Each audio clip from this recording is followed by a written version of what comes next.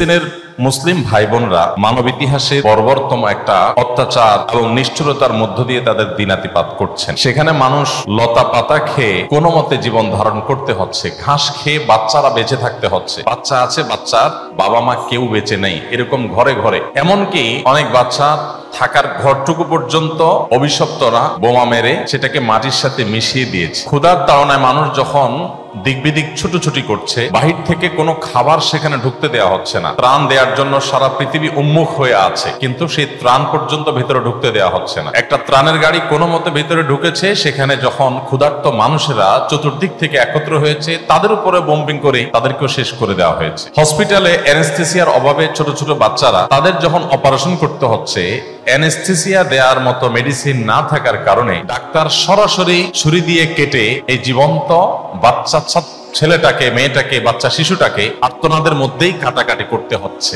এরপরও বাহির থেকে কোনো মেডিসিন পর্যন্ত ঢুকতে দেওয়া হচ্ছে না। এই কাজগুলো তারা করছে যারা পৃথিবীতে মানবতার সবক সকাল বিকাল আমাদেরকে দেয়, মানবাধিকারের সবক আমাদেরকে সকাল বিকাল শিখায়। আমরা যাদের কাছ থেকে তথাকথিত গণতন্ত্র শিখি, আমরা তাদের কাছ থেকে ব্যক্তি স্বাধীনতার কথা শিখি। এই মানুষগুলোর আসল মানবতার রূপ আমরা দেখি ফিলিস্তিনে অত্যন্ত বর্বর ভাবে, অত্যন্ত বাজে ভাবে বের হয়ে পড়েছে, প্রকাশ হয়ে গেছে। এরকম একটা সময় আমরা যখন আমাদের দেশের দিকে তাকাই, আমি ইতিমধ্যে বিভিন্ন জায়গায় বলেছি, জাতির একজন সাধারণ সদস্য, বাংলাদেশের একজন সাধারণ নাগরিক হিসাবে আমি খুবই লজ্জিত, খুবই অনুতপ্ত, খুবই ব্যথিত। এই জন্য লজ্জিত অনুতপ্ত যে সমস্ত কোম্পানিগুলোর টাকা বোমা হয়ে আমার নিরীহ মুসলিম ভাই বোনদের উপরে নিপতিত হচ্ছে। নবী করিম সাল্লাল্লাহু আলাইহি ওয়াসাল্লাম বলেছেন, পুরো পৃথিবীর সমস্ত মুসলমানরা একটি দেহের মতো। আমার মুসলিম ভাই বা বোন, তিনি আফ্রিকায় থাকুন কিংবা আমেরিকায়, ইউরোপে থাকুন কিংবা এশিয়ায়, যেখানেই থাকুন না কেন, তার কষ্টে আমি কষ্ট অনুভব করব, এটা আমার ইমানের দাবি। আর যদি কষ্ট অনুভব না হয়, তাহলে বুঝতে হবে আমার ভিতরে ইমানের কোনো ছিটে ফোটাই নাই। এরকম একটা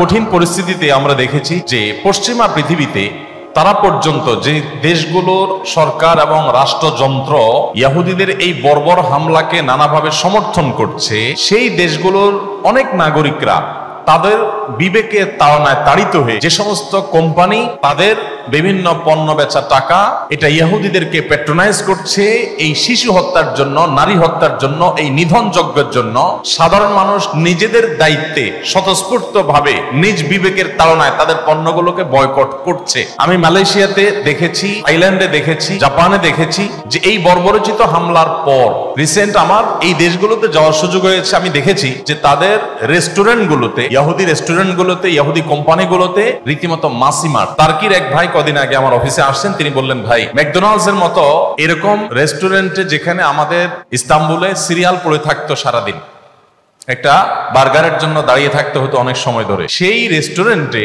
এখন আপনি যদি যান, আপনি অবাক হবেন, রীতিমতো মাসি মারছে তারা, মানুষ ঢুকছে না। আপনি যদি মিডিল ইস্টে চলে যান, দেখবেন তাদের র্যাকগুলোতে একটার সাথে দুইটা ফ্রি অফার দিয়েও কোনো গ্রাহক তারা টানতে পারছে না। এটা যে কত বড় একটা ইফেক্টিভ কাজ ছিল, সেটা আমরা দেখেছি। এই কোম্পানিগুলো যখন একের পর এক তাদের অবস্থান ক্লিয়ার করা শুরু করার জন্য ইনিয়ে বিনিয়ে তারা নিজেদের অবস্থানকে পরিবর্তন করার চেষ্টা করছে, যে না, আমরা এটার সাথে নাই, আমরা সমর্থন করি ফিলিস্তিনকে। অন্তত তাদের মুখ দিয়ে এই যে কথাটা বলানো গেছে, এটা একটা বড় সাফল্য। আমরা যখন ফিলিস্তিনের মানুষদের এই দুরবস্থা দেখতে পাই, বিভিন্ন ভিডিও দেখতে পাই, এগুলো দেখার মতো না, এত নির্মম। আমরা আমাদের ছেলে মেয়ে নিয়ে ঘুমাচ্ছি, আমরা খুব আরামে খাচ্ছি, আমরা ফুর্তি করছি, আমাদের সবকিছু চলছে, কিন্তু তাদের কষ্ট আমাদেরকে টাচ করছে না। এই যে টাচ করছে না, এটা আপনার ভেতরে ইমান যে একেবারে ধুয়ে মুছে সাফ হয়ে গেছে, আপনি শুধু জাস্ট খোলস নামে মাত্র মুসলমান, এটা প্রমাণ হলো যে আপনার ভিতরে কোনো ন্যূনতম কোনো পরিবর্তন আসছে না, কোনো প্রকার ভাবলেশ হচ্ছে না, আপনার ফিলিংস হচ্ছে না। আপনার তো ঘুম হারাম হয়ে যাওয়ার কথা, আপনার তো খাবার উঠে যাওয়ার কথা, আমরা তো পাগল হয়ে যাওয়ার কথা। এই দৃশ্যগুলো দেখার পর আমার তো ঠিক থাকতে পারার কথা না। ইমানের দাবির কারণে তো আপনার ভিতরে একটা অস্থিরতা কাজ করার কথা, ব্যাকুলতা সৃষ্টি হওয়ার কথা, কিন্তু সেটা হচ্ছে না। ভাইরা আমার, আমাদেরকে শয়তান একটা প্রবোধ দেয়। এই ভিডিওগুলো আমরা দেখি ফেসবুক, ইউটিউব, আর স্কিপ করে চলে যাই, উপরের দিকে টেনে আমরা স্ক্রল করে চলে যাই। শয়তান আমাদেরকে বলে, তোমার কি করার আছে, তুমি একটা সামান্য, একে তো বাংলাদেশের মতো একটা ছোট্ট দুর্বল দেশ, আবার সে দেশের একজন অতি সাধারণ একজন নাগরিক, একজন নগণ্য মানুষ, তুমি এই আন্তর্জাতিক সমস্যার সমাধান করার মতো ক্ষমতা তো তোমার হাতে নাই, তোমার কি করার আছে? সো তুমি একটু আল্লাহর কাছে দোয়া করো, বাস। আমি একটু দোয়া করে ওটাকে স্কিপ করে আর একটা ঝাঁকানাকা কোনো ভিডিওতে আমি ডুবে যাচ্ছি। এই না আমাদের অবস্থা? আসলে কি তাই? আমি তো তা মনে করি না। এটা শয়তান আপনাকে মিথ্যা কথা বলে। আপনাকে মিথ্যা সান্ত্বনা দেয়, শয়তান বলে তোমার কিছু করার নেই। কে বলেছে আপনার কিছু করার নেই? আপনার যে কত কিছু করার আছে সেটা আপনি নিজেও ভাবেন নাই। আল্লাহ তাআলা আপনাকে জিজ্ঞাসা করবেন না তুমি সেখানে সামরিক শক্তি কেন পাঠাও নাই, কারণ সামরিক শক্তি আপনার হাতে নাই। আল্লাহ আপনাকে এটা জিজ্ঞেস করবেন না। আল্লাহ আপনাকে বলবেন না তুমি মানবিক সহায়তা নিয়ে শত শত হাজার হাজার টন কেন খাবার পাঠাও নাই সেখানে, কারণ এই ক্ষমতা আপনার হাতে নাই। আল্লাহ এটা জিজ্ঞেস করবেন না।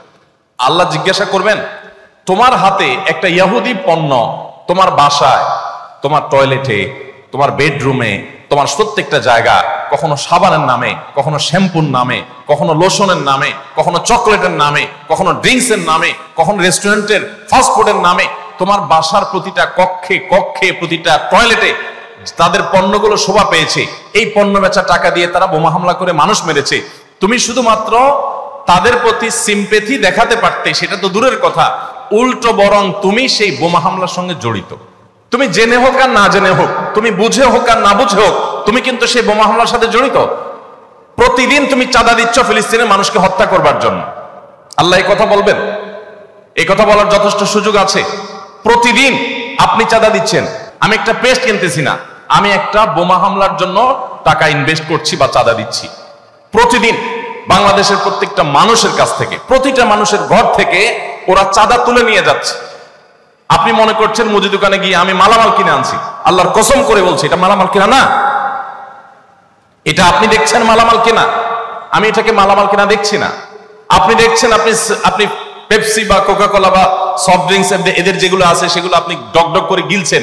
আমি দেখছি সেগুলা লাল কালারের ওই পেপসি না, এগুলো হলো ফিলিস্তিনের মানুষের রক্ত। আপনি দেখছেন সেগুলো হয়তো কোক, আমি দেখছি সেগুলো রক্ত। বাংলাদেশের মানুষ এরকম ভুলো জাতি পৃথিবীতে আরেকটা আছে কিনা আমি জানি না। আমরা খুব দ্রুততার সাথে ভুলে যাই। আমরা কাউকে মাথা তুলতেও দেরি করি না, আবার মাথা থেকে আছাড় দিতেও আমরা দেরি করি না। এটা আমাদের একটা দুর্বলতা। আমাদের এই দুর্বলতাটা আমাদের কাটিয়ে ওঠার চেষ্টা করা দরকার। আমরা কয়দিন খুব জোরে সোরে বয়কট করে এরপরে আবার আমাদের সবকিছু সয়ে যায়। এক ভাই খুব চমৎকার বলেছেন, আমরা মানিয়ে নিয়েছি শোক, আবার উদরে ঢালছি কোক। আমার এখানে আসার উদ্দেশ্য ব্যাখ্যা করতে এই কথাগুলো আমি বললাম। আমার ইমানের দাবি, আমার দেশের প্রতি ভালোবাসার দাবি, আমি আমার দেশীয় পণ্যগুলো কিনবো, আমি এগুলো কিনবো না। আপনি নামাজ পড়তেছেন, আপনি সিজদা করতেছেন, আপনি অনেক কিছু করতেছেন, দিন শেষে আপনি মুসলমানদের হত্যার সঙ্গে জড়িত। আপনি নিরীহ মা শিশুগুলোকে হত্যার সাথে জড়িত, আপনি জানছেন না। আমরা মুসলমানরা যদি শুধুমাত্র তাদের পণ্যগুলো বয়কটটা যদি যথাযথভাবে করতে পারি, তাহলে তারা অন্তত 50% এমনিতেই সাইজ হয়ে যাবে, এমনি সোজা হয়ে যাবে, যদি আপনি তাদের পণ্যগুলো বয়কটটা যথাযথভাবে করতে পারেন। আমি যে বলেছিলাম একটা কথা, বাংলাদেশী হিসেবে আমি লজ্জিত, অনুতপ্ত। সেটা এই জন্য বলেছি যে গোটা পৃথিবীতে যেখানে বয়কট করে তাদের ব্যবসা লাঠে উঠায় দিয়েছে, আমার এই স্বদেশ এটা নাকি দ্বিতীয় বা তৃতীয় বৃহত্তর মুসলিম দেশ, সবচেয়ে বেশি পৃথিবীতে যে দেশগুলোতে মুসলমানের সংখ্যা বেশি তার ভিতরে দ্বিতীয় বা তৃতীয় আমার দেশ। অথচ আমার দেশে এদের পণ্যগুলো বয়কটের তেমন কোনো হিড়িক পড়ে নাই। এটা একজন আলেম হিসাবে আমার ব্যর্থতা যে আমি আমার জাতিকে বোঝাতে পারিনি।